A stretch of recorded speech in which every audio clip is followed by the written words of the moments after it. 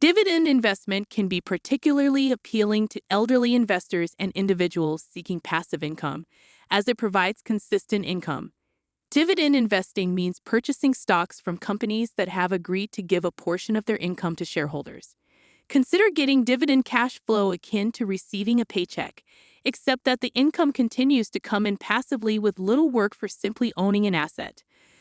Payments are made on a regular basis, with a high degree of consistency compared to other investments. In other words, once the asset is purchased, dividend payments will be made automatically and will continue as long as the company providing the payments does well financially. This is why, rather than purchasing for financial gains, many retirees and passive income seekers prefer this technique. Welcome to Cashflow Canvas, where we teach lessons about investment and money-saving techniques. If you want to make your financial future better, make sure to like this video and subscribe to our channel for the latest updates. In general, there are two ways to create income from stocks and other forms of investing.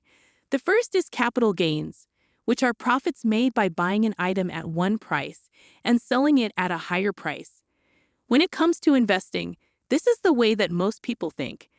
For example, a stock purchased for $20 and later sold for $40 results in a $20 capital gain for the investor. The second way to earn money from stock investing is through cash flow or dividends. For instance, consider a $100 stock that pays a 3% dividend every year or $3 per year. Furthermore, the price of the $100 stock is anticipated to rise gradually, possibly to $110, providing a little amount of capital gains in addition to dividend income. While each method has the potential for tremendous return, capital gains may be regarded as less desirable for various reasons. Cash flow is a more consistent and reliable investment technique. Whether you buy rental property for cash flow or equities for cash flow, this form of income is more stable during market downturns. During the Great Recession, when practically every stock fell in value, healthy corporations such as Johnson & Johnson, 3M, and Coca-Cola were able to maintain dividend payments despite their share values momentarily falling. This is because income companies, as opposed to growth stocks like Amazon, Facebook, and Google, are often more mature, stable, and slower to grow and expand. Rental income from apartments and residences, like dividends, tends to outperform non-cash flowing properties during market downturns. Fewer people will buy their own homes and instead rent. This could be due to job loss, reduced income, increased uncertainty, or more stringent lending standards, resulting in increased demand for rents. After all, do you believe a rental property is more likely to rise gradually every month over the long term or to generate a consistent income flow? Remember that rentals have generally held up well when property values have fallen. The same thing happens with paper assets that generate revenue. Investors are often wary of speculative growth stocks with strong upside potential. When the market underperforms, investors who were previously enjoying capital gains income look for dividend-paying investments or places where their returns are more certain. This is due to the fact that dividends and other cash-flowing assets are less volatile. In theory, receiving cash flow eliminates the need to sell an investment. When an investment generates cash on a regular basis, it can be held for as long as desired.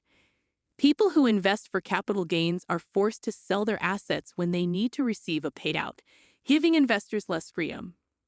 If you wish to use the money to pay for your child's college tuition, you must sell the investment. Consider this similar to purchasing an investment property only for the sake of capital appreciation.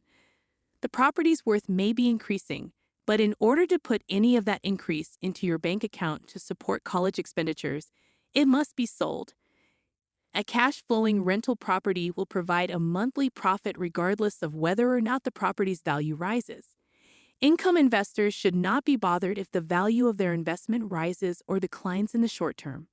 Regular income gives you more options when it comes to selling an investment. We can all agree that it's unsettling to watch stock values rise and fall substantially on a daily basis, wondering whether and when they'll return after a drop. When you rely solely on dividends, you have the freedom to ride out any downturns in the market. Dividend-paying corporations are typically older, more stable, and well-established with lots of cash, giving them some protection when economic conditions shift. If your investments do not generate any cash flow and you need more money, you may be compelled to sell your interests at a loss. A capital gains investor, for example, might buy and sell stock every year and use the profits to pay their mortgage. A dividend investor, on the other hand, may maintain their stocks for the long term and use the dividend payments to pay down their mortgage. Investing in dividends for cash flow allows you to benefit from consistent income as well as capital appreciation when and if you decide to sell. A high-quality rental property will generate monthly revenue as well as long-term capital gains. Quality dividend stocks will pay out income on a regular basis, typically quarterly, and the stock's value will most likely rise over time. Investing for cash flow allows you to capitalize on both of these chances.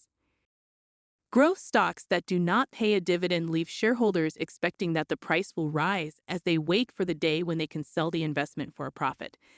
The nicest part of dividend investing and cash flow investing in general is that you don't have to stay working or constantly acquire and sell stocks to preserve your income. There is no more work required to receive money after purchasing a dividend-paying stock or fund. The payments will just arrive without your intervention. Capital gains, on the other hand, necessitate far more effort. To generate money, a continuous cycle of purchasing and selling must be maintained. Without selling, there is no way to earn money and pay bills. Dividends are a type of profit distribution, so investors are essentially taking a part of the profit on an ongoing basis. The board of directors, which governs the corporation, decides on profit payouts for dividends. There are no guarantees with any investment approach. A corporation or fund could stop paying dividends, see its stock price plummet to nearly nothing, or go insolvent. A rental property may lose its value and cease to generate income. Income or dividend investing, on the other hand, is far more stable than growth or capital gains investing. Money that continues to pour in regardless of your daily activities allows you to be traveling, golfing, or simply resting on the couch as payments appear in your bank account.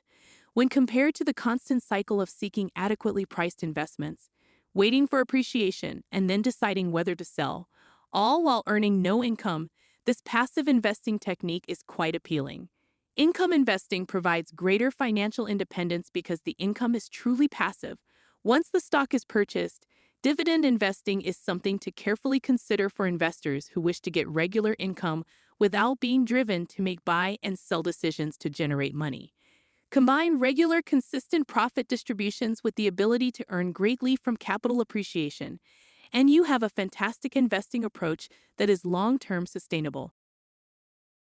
As we conclude, I'd like to thank you for watching. I hope you found value in this video and learned something new, and I look forward to seeing you in our future videos. I would deeply value it if you could like this video and subscribe to our channel. Your support will help us to create more valuable content, and we can work together to secure your financial future. What are the key takeaways from this video that you can share in the comment section?